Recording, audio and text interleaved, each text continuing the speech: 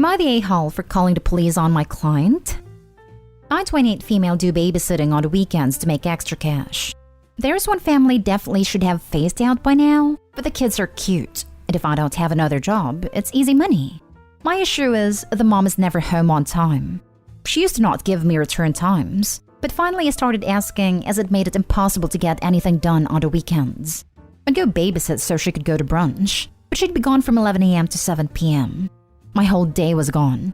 After that, she'd start giving me times but never stick to them. She wouldn't even call to tell me. She would just stay out. Then on Saturday, I got to her house at 6, and she was supposed to be home by 9. I told her she needed to be on time because I had plans to go out with friends. I was even getting ready at their house after I put the kids to bed. She promised. Of course, 9 p.m. rolls around and she's not home. I call her, no response. Text, no response. Another hour, nothing. Still calling and texting. Finally, it is midnight, and by this point, my plans are long ruined. But I'm pissed and exhausted.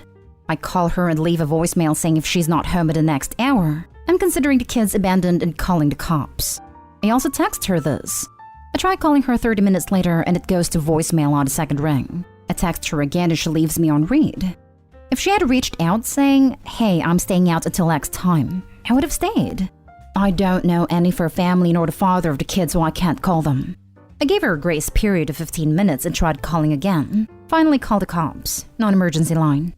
They showed up and I showed our agreement and text from earlier in the week, confirming that she'd be home by 9. They tried contacting her and she didn't answer. I was dismissed and they took the children to the police station. I go home and go to bed. Then I am awoken at 3 a.m. by a frantic call. It's her. Where are the kids? Why aren't you here? I tell her I followed through on my threat and to check the police station. She cursed me out, but I hung up and went to bed. The next day, she sends me an essay saying the kid's father was called, and there's a Department of Children and Families investigation launched against her. She called me every name under the sun, but I didn't think I was wrong, until I spoke to a friend with kids. She said I should have just waited it out and refused to ever sit for her again. She asked if her potentially losing her kids was worth me being petty. Now for the top comments. Not today home. One thing I've learned from true crime is the wait 24 hours to file a missing person thing is a myth. She wasn't where she said she'd be when she said, and wasn't responding to any communication. She was in fact a missing person at that point. You're just out here saving a life, Opie. Not stay home. Wait 24 hours to file a missing person thing. That notion is infuriating. What if you are shopping with your toddler and they disappear? Do you really expect the cops to say that you have to wait 24 hours before they do anything? Her behavior is absolutely irresponsible. She deserves a DCF investigation if she can't be bothered to even respond. If this were like some serious one-time emergency, I'd think, oh wow, a one-time emergency. Maybe she, for whatever reason, wasn't able to get back to you. But no, this is a repeated deal. Came here to say this. As a single parent, there are several things that would be red flags. 1. Lack of response. 2. What on earth as a parent am I doing that I'm not responding to my sitter? 3. Seriously, what was she doing to not be home till 3 a.m.? Even a date night / hookup. You were checking the phone to make sure everything is okay. I'm saying this knowing and admitting being a single parent is hard. It's challenging and can be draining, but it's no excuse to be MIA like this. At 3 a.m. she notices? According to her, she was ignoring my calls, and since I didn't know where she was going, she just said she was going to dinner with friends. The police couldn't search for her, just call her. Eventually she came home and saw no one was there. She was ignoring the calls of the person who was watching her children. You are so not day-home. That woman deserves to lose her children. What if Opie was calling about an emergency regarding the children? Next story. Am I the a-hole for letting my youngest niece live with me? My youngest niece is 16 and she asked me to fight for her to live with me and my husband. My husband was on board, so I did, and it pissed my sister off. My niece is the result of an affair my sister had while she was married to her other 3 kids' father. When my sister's ex found out, he left her. And my niece's father didn't want to be part of her life either, so she was left with my sister. 3 siblings who resented her because of how she was born, and I believe for a few years at least that her mom's ex should still be responsible for her. When she was 6, he told her if she ever spoke to him again, she would be sorry, that she was disgusting and not his problem to deal with. My sister has never given my niece the love she deserves. She always expected her just to be happy, to feel loved and wanted, despite most people not wanting her and making it very loud and clear for her. They fought a lot the last couple of years, an account of my sister not understanding why my niece was making such a big deal out of everything. I think what really made my niece want to leave is when her brother told her everybody wishes she was dead, that they wish she had never been born, that she was a mistake and a stain on the family, just like their mom. And my sister never comforted her or anything. Like I said, my sister is now mad, and some of the family judge me for taking her from her mom when she's doing her best. And part of me wonders if I may have made things worse. It's hard for me to see it that way, but with my family saying what they are, I feel like I need to know. Not day home. That poor child is innocent. Your sister is horrible, and her affair partner is a deadbeat.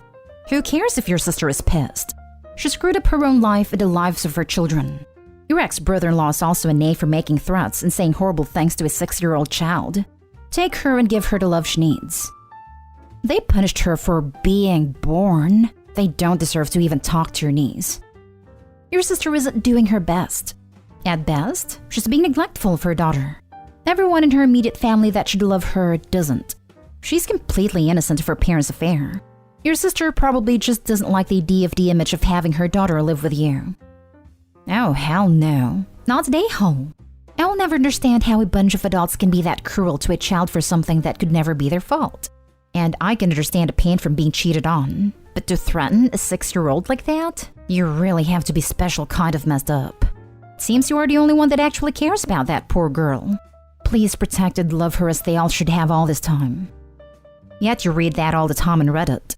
Some poor kid is born as the result of an affair, and some people blame the kid. For what? Being born? It's the height of cruelty and makes no sense whatsoever. Not today, home. Your sister sucks, and your niece is lucky to have someone who loves her and willing to support her. She's being mistreated in that house. Why do children always seem to be getting punished for an adult's decision? Because the adults are awful people who don't own up to their mistakes and would rather shift the blame. Next story is titled, Am I the a-hole for not taking my niece and nephew out on Halloween? I, 32 female, work as a paramedic and work 10-hour shifts. We are short-staffed at the moment, and I am working the overtime that is given. My niece, 4 female, and nephew, 5 male, are all set and ready for going out on Halloween.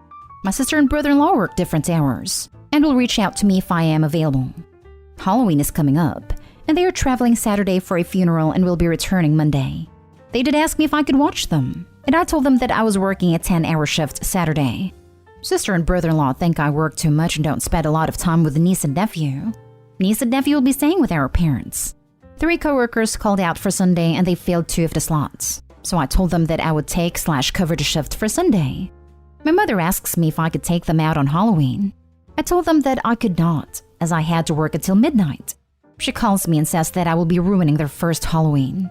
I tried to explain that work is short-staffed and is a priority. My sister texted me a few times calling me a horrible aunt and to change my priorities to my niece and nephew. Not today, home. This subreddit drives me insane, and yet I can't stay away. What in the absolute heck is wrong with people? 1, it's your life. Work as much as you want/need to. 2, time with your niece and nephew is great, but it is not an obligation. 3, if your area is anything like mine, we need every damn paramedic we can find. 4, thank you for the work you're doing. Always, but particularly now. Now, if you'll excuse me, I'm going to scream into a pillow. Lol, I totally get what you were saying. This sub can make me so mad, and yet, here I am. Am I the a-hole if I find all of the a-holes from here and yell at them? Sister and brother-in-law think I work too much and don't spend a lot of time with niece and nephew. They aren't your kids, so what if you work too much? She calls me and says that I will be ruining their first Halloween. Not really. The funeral isn't your fault or your sister/brother-in-law's fault. Life happens. Why aren't your parents taking the kids? Grandparents usually love to be involved in things like that, especially first-time events. My sister texted me a few times calling me a horrible aunt and to change my priorities to my niece and nephew.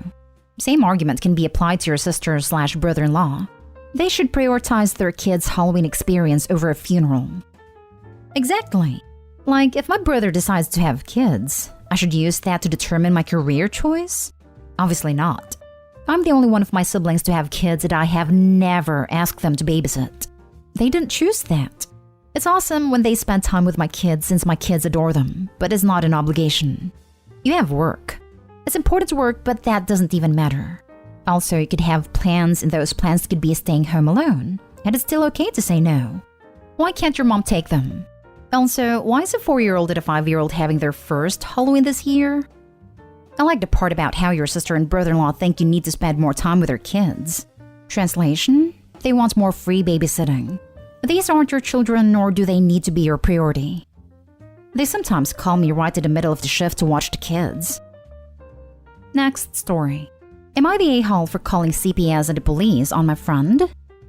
This happened a few weeks ago and I'm wondering if I'm the wrong.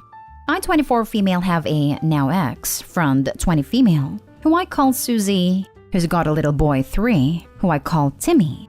A few weeks ago, she came to my apartment asking if I could watch her son for a bit, and I said no because I was busy. An hour later, she came back asking again, and I said yes, but only for an hour. So me and Timmy are having a fun time playing when she came back asking if I could watch him for a few more hours. I said fine, because he's a lovely boy, and I had a time. 2 hours passed and I called her to know when she's picking him up. No answer. I texted, I called numerous times with no answer. When I get a text on my way, 3 to 4 hours passed, she still hasn't picked him up. No calls, no text, nothing. Also, Susie's an addict. Now I'm mad because Timmy misses his mama and started getting fuzzy. So I called her again and again, but I just get a text back just a few more minutes, which was a total lie. I put Timmy in bed because now it was getting close to midnight when I got a call from Susie asking if it's possible to leave him here for the night and she would pick him up in the morning. I said no because I didn't have anything for a night for him, like clothes, and said you have to pick him up now. She didn't show up, but I got a text from her promising me she would pick him up early in the morning, which surprised she didn't. Now I'm really pissed because I felt used. I called her 40 times and sent 50 text messages with no response. So I called the police asking what I could do, and they called CPS asking me for the whole situation. Afterwards, CPS called Susie's mother, who came to pick him up. An hour after her mother came to pick up Timmy, I got a call from Susie saying she's on her way. I told her everything, and she called me a witch and an a-hole for doing that to her. My grandma said I did nothing wrong, but a few mutual friends said that I am. So am I the a-hole? Edit. I have to say that I texted her saying that I will call the police if she doesn't answer me. Also, I suffer from depression and PTSD. I'm good with kids for a few hours, but that was too much. It's her child, her responsibility. If she's not providing adequate care, that's her problem. I wonder if her mother cut her off on babysitting for similar reasons. That poor baby. I'm so glad that the authorities have her flagged now. It's not okay to abandon your kid with someone who has not consented. Literally, what else were you supposed to do? She lied to your face and abandoned her kid. You made a right call. Not today, home. Hopefully the kid can go live with his grandma. The mom sounds awful. And yes, she used you as a free babysitter so she could go and do her own thing. She didn't ask her mom to take care of the kid for a reason. You agreed to babysit for an hour, not an entire day. The situation requires the involvement of CPS. Now for the last story. Am I the a-hole for rubbing a painful truth in my parents' faces? My half-sister got married in July, and my family was all there. Me and my brother and sister didn't really want to go, but our parents made us. We didn't want to go because the three of us always felt like our half-siblings, half-sisters 27 and half-brothers 24, didn't really want us around. My parents always dismissed that. Mom said she knew her kids and that, of course, they wanted us around. We're their family. It was actually fights between me and them because I said at 17 I should have the choice not to go, and they disagreed. After the wedding, my parents tried to buy a couple of wedding photos from the photographer, but it turned out my half-sister and her husband had the photographer delete all the blended family photos. The only ones she kept were her parents, and full brother. Some with our mom and their dad's side of the family where me and my brother and sister weren't included, and all her husband's side's photos.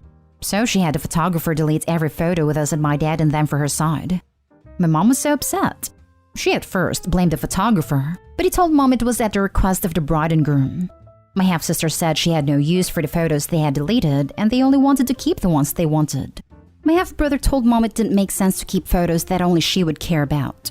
She asked about me, my siblings, and dad. It is said our feelings were not a priority for his sister or for him. My parents were both upset by the whole thing. My younger sister cried so hard too. She really got her hopes up because of what our parents said, and to have the whole thing blow up like this was hard on her. Plus, they talked about buying the photos to her and how nice it would be to look back on those photos and have some in our house. I told my parents they should have listened to us better. That they hurt my sister because they wanted to just believe, instead of stopping to think that the fact 3 out of 3 of their kids together felt this way might warrant some discussion. My parents are mad at me for rubbing their faces in it. I so badly wanted to say I told you so, but I didn't. But I'm pissed at them because of how my sister is now feeling dumb for believing in the people she should believe in.